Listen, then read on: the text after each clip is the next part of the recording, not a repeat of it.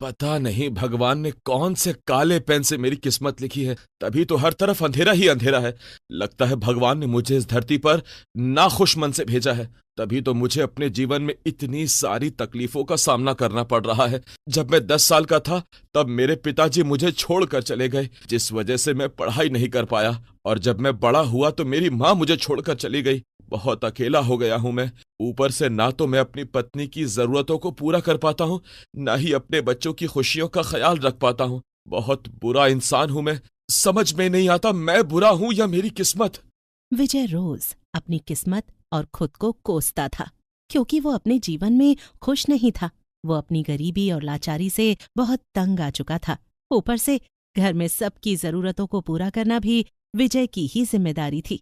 शाम को जब विजय घर जाता है तो विजय की पत्नी सुधा उखड़े मन से विजय से कहती है, आज रात का खाना तो बन गया, पर कल सुबह के लिए घर में राशन नहीं है। तुम्हें कहते कहते लगभग 1 हफ्ता निकल गया, लेकिन अभी तक तुमने घर में राशन नहीं डलवाया। तुम्हें क्या लगता है मुझे बहुत शौक है तुम्हारी बातों को नजरअंदाज करने का? अरे मुझे भी पता है कि राशन कितना जरूरी है, लेकिन मैं मजबूर हूँ। मेरे पास राशन खरीदने के लिए पैसे नहीं है, और गांव का जो लाला है वो उधारी पर सामान देने को तैयार नहीं है, क्योंकि हमने अब तक का उसका पहले वाला हिसाब ही चुकता नहीं किया है। अरे बहुत परेशान हो गई हूँ मैं। कभी कभी तो सोचती हूँ कि अगर तुम्हारे सर पर इतनी ही गरीबी थी तो तुमने शादी क्यों की? इस गरीबी में बीवी बच्चों की जिम्मेदारी उठाना अगर तुम्हारे बस की बात नहीं थी तो क्यों की शादी? अगर तुम ऐसी बुरी स्थिति में मेरा साथ नहीं दे सकती हो तो तुम अपने मायके जा सकती हो, मुझे कोई दिक्कत नहीं है। वैसे भी जीवन साथी का मतलब होता है कि वो हर अच्छे बुरे वक्त में अपने साथी का साथ दे, पर तुम तो मुझे हर वक्त सिर्फ और सिर्फ ताने ही देती रहती हो। अरे तो क्या करूं, मैं भी तो परेशान हो गई हूँ ऐसा जीवन जीते जीते। ना तो तुम हमें एक अच्छा जीवन दे सकते हो और ना ही हमारी छोटी मोटी जरूरत को पूरा कर सकते हो, इसलिए बेकार है तुमसे कुछ कहना। मैं तो जा रही हूँ अपने कमरे में सोने। पत्नी की बातें सुनकर विजय का मन न तो खाना खाने का कर रहा था और न ही सोने का, लेकिन फिर भी जैसे तैसे खुद को शांत करके विजय खाना खाता है और फिर अपने कमरे में जाकर सो जाता है। अगली सुबह उठकर विजय फिर से नाखुश मन से खेती करने के लिए खेत जाता है। तभी विजय की नजर एक चमचमाती हुई हरी मिर्च के ऊपर जाती है। दिन में भी उस मिर्च की चमक इतनी ज्यादा थी कि विजय की आंखें उस चमक से चौंधिया जा रही थीं। अरे ये हरी मिर्च इतनी चमक क्यों रही है? कहीं मेरी आंखें तो खराब नहीं हो गईं? और ये क्या, ये हरी मिर्च तो आम मिर्च के मुकाबले काफी बड़ी भी है। मुझे तो कुछ भी समझ नहीं आ रहा, आखिर ये सब क्या है? आज तक तो कभी मेरे खेत में ऐसी मिर्च की खेती नहीं हुई, फिर आज अचानक से। विजय उस मिर्च को अपने हाथ में लेता है और हाथ में लेते ही उस मिर्च से एक हरी मिर्च जैसी परी निकलती है। परी को देखकर विजय थोड़ा हड़बड़ा जाता है और पीछे की ओर हो जाता है। बताओ विजय, मैं तुम्हारी कौन सी इच्छा पूरी कर सकती हूँ? मैं देख रही हूँ कि तुम पिछले कुछ दिनों से बहुत परेशान हो। हाँ मैं बहुत परेशान हूँ, पर मुझे एक बात समझ में नहीं आई, तुम हो कौन? मैं एक जादुई हरी मिर्च हूँ। जरूरत पड़ने पर ही मैं इंसान को अपना असली रूप दिखाती हूँ, और मैं कई दिनों से तुम्हें परेशान देख रही थी, इसीलिए मैंने सोचा कि लगता है अब मुझे तुम्हारी मदद करनी चाहिए। तो बताओ, मैं तुम्हारी क्या मदद कर सकती हूँ? जब भगवान मेरी मदद नहीं कर पाए तो तुम मेरी मदद क्या करोगी?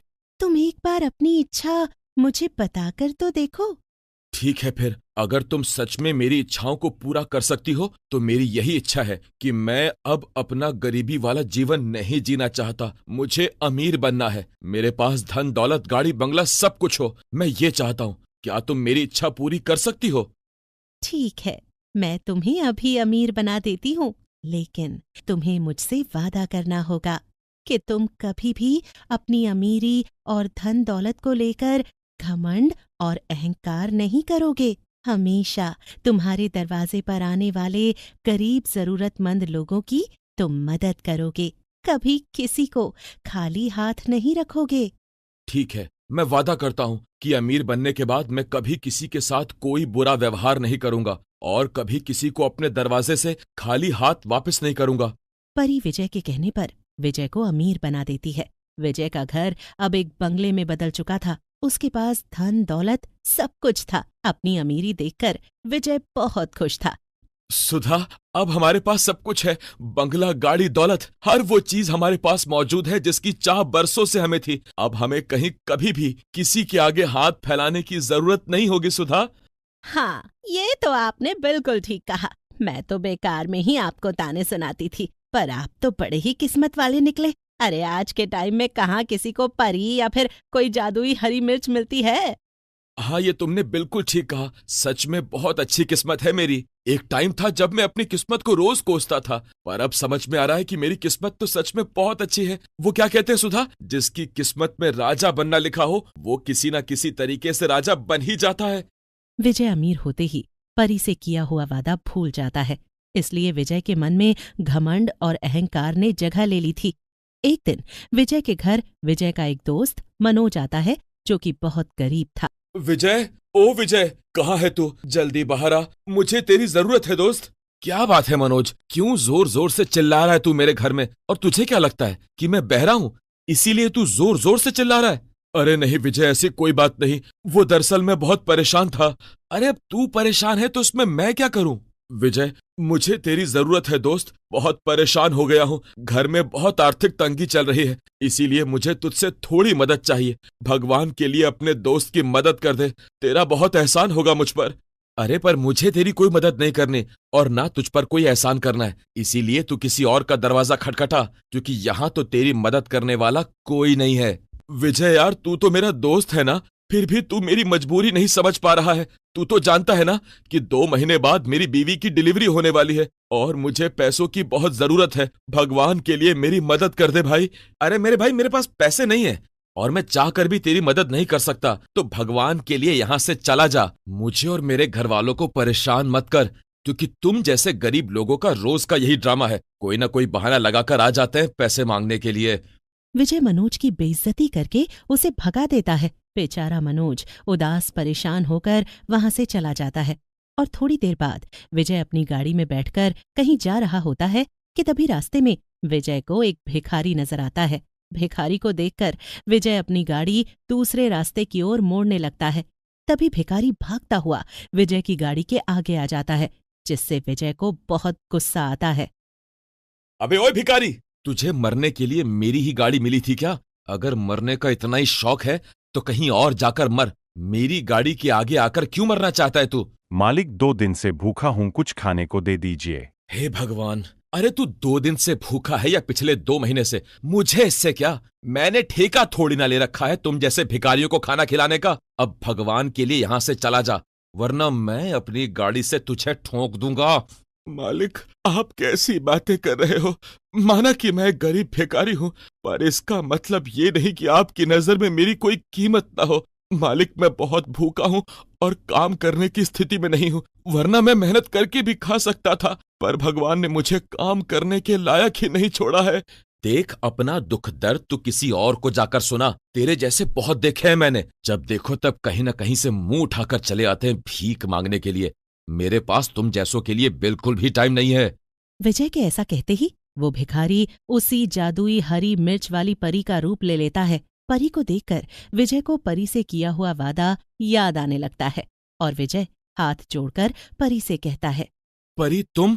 परी, मुझे नहीं पता था कि तुम मेरी परीक्षा ले रही हो। देखो, भगवान के लिए मुझे माफ कर दो, मैं थोड़ा सा अहंकारी हो गया था, इसीलिए मैंने ये सब किया, वरना सच बताऊं तो मैंने कभी नहीं सोचा था कि मैं कभी किसी के साथ ऐसा करूंगा। मुझे माफ कर दो। विजय, मुझे कुछ भी सुनने और समझने की जरूरत नहीं है। जिस दिन मैंने तुम्हें अमीर बनाया था उस दिन से ही मेरी नजर तुम पर थी, क्योंकि मुझे अच्छे से पता था कि तुम आगे जाकर ये सब जरूर करोगे। इसीलिए मैंने तुम्हें आईना दिखाने के लिए ये सब किया है। इंसान को हमेशा अपना बुरा वक्त याद रखना चाहिए, पर तुमने ऐसा नहीं किया। तुमने ना तो अपना बुरा वक्त याद रखा और ना ही मुझसे किया हुआ वादा। हाँ परी, मैं जानता हूँ कि मुझसे बहुत बड़ी भूल हो गई है, लेकिन भगवान के लिए तुम मुझे माफ कर दो। मुझे बस एक मौका और दे दो। मैं तुम्हें माफ करती हूँ, पर मैं तुमसे तुम्हारा धन दौलत सब कुछ वापस लेती हूँ, क्योंकि मुझे नहीं लगता कि तुम इसके लायक हो। ऐसा कहकर परी तुरंत विजय से उसका सब कुछ वापस ले लेती है, जिसके बाद विजय फिर से गरीब हो जाता है। अपना गरीबी वाला जीवन दोबारा देखकर विजय और विजय की पत्नी सुधा दोनों बहुत परेशान हो जाते हैं और उन दोनों को समझ में आ जाता है कि घमंड और अहंकार हमेशा इंसान को ले डूबते हैं, जैसा कि विजय के साथ हुआ। इसलिए हमें कभी भी किसी भी चीज पर घमंड और अहंकार नहीं रखना चाहिए। एक गांव में पवन नाम का व्यक्ति अपनी पत्नी सीमा के साथ रहता था। उनकी एक बेटी थी जिसका नाम निधि था। पवन मेहनत मजदूरी करके अपने घर का खर्चा चलाता था, इसलिए कभी भी उसके पास ज्यादा पैसे नहीं थे। उसने निधि को फिर भी पढ़ाने की कोशिश की, लेकिन निधि का भी पढ़ाई में मन नहीं लगता था, इसलिए उसने पढ़ाई बीच में ही छोड़ दी थी। अब निधि बड़ी हो चुकी थी, इसलिए वो सभी उसके रिश्ते के लिए लड़का ढूंढ रहे थे। फिर एक दिन पवन के काका उससे मिलने आते हैं। प्रणाम काका। प्रणाम बेटा, खुश रहो। और निधि बिटिया कैसी है? बस काका, भगवान की कृपा है, सब अच्छा है। बेटा, मैं यहाँ निधि के रिश्ते की बात करने आया हूँ। लड़का शहर में रहता है, वो बहुत अच्छी नौकरी करता है। मैं सोच रहा था निधि का रिश्ता उस लड़के के साथ हो जाए तो बहुत अच्छा होता। निधि बिटिया वहां पर बहुत खुश रहेगी। जी काका, हम भी निधि के रिश्ते के लिए लड़का ढूंढ रहे हैं, लेकिन हमें अभी तक कोई अच्छा रिश्ता मिल ही नहीं रहा। अगर बेटा तुम्हें सही लगे तो तुम वहां पर रिश्ता कर दो, वरना बाकी तुम्हारी मर्जी। अरे नहीं काका, अगर आप कहते हैं तो रिश्ता सही ही होगा। उसके बाद पवन अपने काका के बताए हुए रिश्ते को देखकर हाँ कर देता है और उसके बाद वो निधि की शादी करवा देता है। शादी के बाद निधि उस लड़के के साथ शहर में चली जाती है। अब पवन और सीमा की चिंता दूर हो गई थी। उन्हें अब अपनी लड़की के लिए एक अच्छा लड़का मिल गया था और उसकी शादी भी हो गई थी। एक तरफ पवन और सीमा अब बेफिक्र होकर अपना गुजारा कर रहे थे, वहीं दूसरी तरफ निधि शहर के तौर तरीकों को सीखने की कोशिश कर रही थी। अरे बहू, आज तेरी पहली रसोई है, तू हमें क्या बना कर खिलाएगी? मम्मी जी, आप जो बोलेंगी मैं वही बना दूंगी। एक काम कर, तू मेरे लिए घर पर पिज्जा और पाव भाजी बना दे। मम्मी जी, मुझे पिज्जा और पाव भाजी बनानी नहीं आती। ये लो, हमारी तो किस्मत ही फूट गई। भला हमें ये कैसी बहू मिली है जिसे खाना भी बनाना नहीं आता। मम्मी जी, मुझे हलवा, पूरी, सब्जी, बाकी सब बनाना आता है, लेकिन मुझे ये पिज्जा वगैरह बनाना नहीं आता। अब तू ही बना ले, तुझे ही तो बनाना है, लेकिन तूने तो मेरा सारा मूड ही खराब कर दिया। इतना कहकर सविता वहां से गुस्से में चली जाती है। बेचारी निधि को कुछ समझ ही नहीं आ रहा था कि वो क्या करे। निधि बहुत ही स्वादिष्ट खाना बनाती थी, लेकिन उसे ये सब जंक फूड बनाना नहीं आता था, इसलिए वो बहुत सोच विचार करती है और उसके बाद खाना बनाने रसोई में चली जाती है। उसके बाद निधि अलग अलग तरह के पकवान बनाती है। फिर वो सभी को खाना खाने के लिए बुला लेती है। फिर सविता और यश दोनों खाना खाने आ जाते हैं। बताओ, ये भी कोई खाना हुआ? अरे इससे अच्छा तो मैं कहीं बाहर से मंगवा कर खा लेती। लेकिन मम्मी जी, खाने में क्या कमी है? खाना बिल्कुल सही तो बना है। ये लो, इस लड़की को घर में आए हुए अभी एक दिन भी नहीं हुआ और मुझसे आते ही जबान चला रही है। मम्मी जी, मैं जबान नहीं लड़ा रही, मैं तो सिर्फ आपको बता रही हूँ। देख बेटा, अब तू ही देख ले अपनी पत्नी को। लगता है इसे मेरा इस घर में रहना पसंद नहीं है। लेकिन देखो, तुम मेरी मम्मी के साथ ऐसा बर्ताव नहीं कर सकती। मेरी मम्मी जैसा चाहेंगी इस घर में बिल्कुल वैसा ही होगा। जी ठीक है। निधि बात को ज्यादा बढ़ाना नहीं चाहती थी, इसलिए वो बात को वहीं पर खत्म कर देती है। वहीं दूसरी तरफ सविता, जो कि बहुत ही चालाक महिला थी, उसने पहले दिन ही जानबूझकर घर में झगड़ा किया था। वो सोचती थी कि शादी के बाद भी सिर्फ अपना ही राज रखेगी और अपनी बहू की बिल्कुल भी नहीं चलने देगी। इसी वजह से आए दिन सविता निधि को बहुत ज्यादा परेशान करती है। फिर एक दिन दोपहर में जब निधि अपने कमरे में सो रही थी तो सविता उसके कमरे में जाती है। ये भी भला कोई सोने का समय है? इस तरह अचानक सविता की आवाज सुनकर निधि हड़बड़ाहट में उठ जाती है। मम्मी जी, क्या बात है? मैंने कहा ये भी भला कोई सोने का समय है? तुम्हें इस टाइम पर घर का काम करना चाहिए। मम्मी जी, मैंने घर का सारा काम खत्म कर लिया और मैं बहुत ज्यादा थक गई थी, इसलिए मैं थोड़ी देर सो गई। सोने के लिए पूरी रात बाकी है, इसलिए तुम अभी उठकर सारा काम करो। मेरा पापड़ खाने का मन कर रहा है, इसलिए तुम पापड़ बनाकर उन्हें छत पर सुखा दो। ठीक है मम्मी जी। इतना कहकर निधि उठकर वहां से चली जाती है। उसे लगता था कि अभी वो घर में नहीं है, इसलिए सविता ऐसा कर रही है। लेकिन निधि को नहीं पता था कि सविता के मन में क्या चल रहा है। निधि हर रोज खूब काम करती थी और सविता उसे दिन में चैन से 1 मिनट भी बैठने नहीं देती थी। वो हर छोटी छोटी बात पर निधि को बहुत ज्यादा डांटा करती थी। फिर एक दिन सविता जब हॉल में बैठकर टीवी देख रही थी और वहीं दूसरी तरफ निधि वॉशिंग मशीन में कपड़े धो रही थी। तूने ये वॉशिंग मशीन क्यों चलाई? क्योंकि मम्मी जी, आपने ही तो कहा था कि मुझे कपड़े धोने हैं। आज से तू हाथ से कपड़े धोएगी। लेकिन मम्मी जी, वॉशिंग मशीन कपड़े धोने के लिए ही तो है। तू फिर से मुझसे जबान लड़ा रही है। मैंने तुझसे कहा ना कि तू हाथ से ही कपड़े धोएगी। वैसे भी तू इतने गरीब परिवार से आई हुई है। तूने कभी ये सब चीजें अपनी जिंदगी में देखी भी है? भला तेरे परिवार वालों ने तुझे दिया ही क्या है? तू तो शादी में कुछ भी दहेज नहीं लेकर आई, ना ही तू कोई सामान लेकर आई है। इसलिए तू इन सब का आज से इस्तेमाल बिल्कुल नहीं करेगी। ठीक है मम्मी जी। निधि अपना घर बचाना चाहती थी, इसलिए वो सविता की हर बात मानती थी। वो नहीं चाहती थी कि उसका रिश्ता खराब हो, इसलिए वो हर बात मानती थी और चुपचाप सारे ताने सुनती रहती थी। लेकिन सविता के अत्याचार दिन पर दिन बढ़ते ही जा रहे थे। वो हर बार जानबूझकर निधि के खानों में कमियां निकालती थी। वो निधि से जानबूझकर बार बार खाना बनवाती थी। कभी सविता निधि के धोए हुए कपड़ों को गंदा कर देती थी और उसे दोबारा धोने को कहती थी। एक दिन तो सविता ने हद ही कर दी। जब यश काम से वापस घर लौटता है तो सविता उसके आते ही रोने लग जाती है। मम्मी, क्या बात है? आप इस तरह से रो क्यों रही हो? बस बेटा, अब मैं तुझे क्या बताऊं। मम्मी बताओ तो, क्या बात है? बेटा, तेरे जाने के बाद तेरी बीवी मेरे साथ बहुत बुरा बर्ताव करती है। ये मुझे बहुत ज्यादा मारती है। देख, आज तो इसने जानबूझकर मेरा हाथ जला दिया। अपनी माँ की ये सब बातें सुनकर यश बहुत ज्यादा गुस्सा हो जाता है। उसे बिल्कुल भी विश्वास नहीं हो रहा था कि उसकी पत्नी उसके माँ के साथ इतना बुरा व्यवहार कर सकती है। इसलिए यश गुस्से में निधि को वहाँ पर बुलाता है। जी कहिए, क्या बात है? क्या बात है? क्या तुम्हें नहीं पता कि क्या बात है? क्या मैंने तुमसे इसलिए शादी की थी कि तुम मेरी माँ के साथ इतना बुरा बर्ताव करो? आखिर तुम्हारी इतनी हिम्मत कैसी हुई कि तुमने मेरी माँ का हाथ जलाया? ये आप कैसी बातें कर रहे हैं? मैंने ऐसा कुछ भी नहीं किया है। तो ये क्या है? मैं आपसे सच कहती हूँ, ये मैंने नहीं किया। मम्मी जी के हाथ से गलती से चाय गिर गई थी, इसलिए उनका हाथ जल गया। लो, अब तो मेरे बेटे के सामने ही मुझे झूठा बनाया जा रहा है। नहीं, मैं झूठ नहीं कह रही, बल्कि आपके जाने के बाद आपकी मम्मी मुझे बहुत ज्यादा परेशान करती है और मुझे बिना वजह डांटती और मारती है। बस, अब यही सब सुनने की कसर बाकी थी। यश निधि की बात पर बिल्कुल भी विश्वास नहीं करता और अपनी माँ की बातों पर विश्वास करके यश निधि को बहुत ज्यादा डांटने लगता है और उसके ऊपर हाथ भी उठा देता है। प्लीज, आप मेरी बात पर विश्वास कीजिए।